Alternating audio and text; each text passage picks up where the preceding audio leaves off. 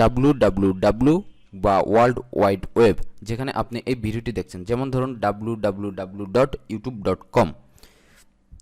World wide web এটা সাধারণত আমরা ওয়েব ব্রাউজারে সবসময় ব্যবহার করে থাকি, কিন্তু আসলে এটা কি, চলুন জেনে নেওয়া যাক ডেভস ড্রাইভের সাথে।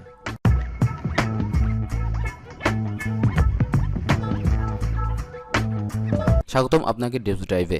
ওয়েব সম্পর্কে জানার আগে আমাদের প্রথমে একটু ইন্টারনেট সম্পর্কে জানতে হবে। ইন্টারনেট, আমরা অনেকে মনে করে থাকি www আর ইন্টারনেট একই জিনিস, কিন্তু আসলে না। www not equal internet, or internet not equal www। Internet শব্দ দুটিকে যদি একটু আমরা আলাদা করি, অর্থাৎ ইন্টারনেট অর্থাৎ ইন্টার কানেক্টেড নেটওয়ার্ক। ইন্টারনেট হচ্ছে একটা সিস্টেম, যে সিস্টেমের মধ্যে পুরো বিশ্বের কম্পিউটার বিভিন্ন ডিভাইসগুলো একসঙ্গে কানেক্টেড থাকে।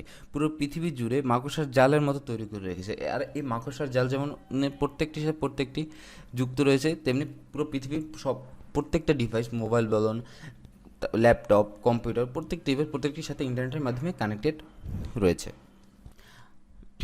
আর এই ইন্টারনেট বিভিন্ন সার্ভিস বহন করে থাকে, যেমন ধরুন hyper text documents, Facebook, Twitter, mail, এই প্রত্যেকটি হচ্ছে ইন্টারনেটের এক একটা সার্ভিস। আর ওয়েবও তেমনি ইন্টারনেটের একটি সার্ভিস মাত্র।